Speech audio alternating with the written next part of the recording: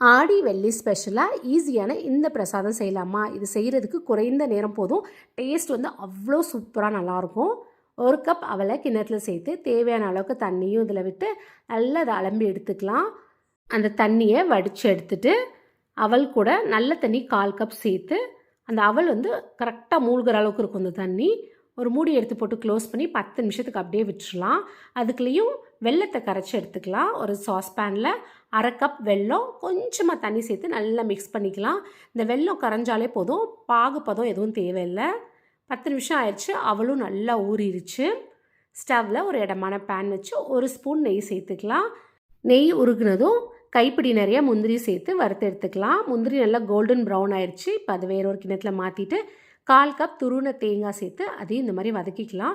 தேங்காவை பச்சையாக சேர்க்குறத விட இந்த மாதிரி வதக்கி சேர்த்தோன்னா டேஸ்ட் ரொம்பவே நல்லாயிருக்கும். வதங்கின தேங்காவை எடுத்துட்டு அதே பேனில் ஊற வச்ச அவலை சேர்த்து லைட்டாக 1 நிமிஷத்துக்கு சூடு பண்ணிக்கலாம். இப்போ நம்ம கரைச்சி வச்சுருக்கோம் இல்லையா வெள்ளைப்பாகு, அதை இதில் சேர்த்துக்கலாம். மறக்காமல் ஃபில்டர் பண்ணி சேர்த்துக்கங்க, தூசி இருக்கும்.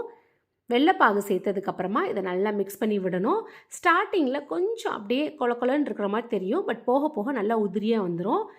இது நல்லா மிக்ஸ் பண்ணதுக்கப்புறமா இதில் 1/2 ஸ்பூன் ஏலக்காய் தூள், வதக்கி வச்ச தேங்காய் இதெல்லாம் சேர்த்து நல்லா கலந்து விட்டுடலாம். ஃபைனலி இதில் வறுத்து வச்சுருக்க முந்திரியை சேர்த்து அப்படியே கிளறி விட்டு எடுத்தோன்னா சூப்பர் சுவையான பிரசாதம் ரெடி. ட்ரை பண்ணி பாருங்கள்.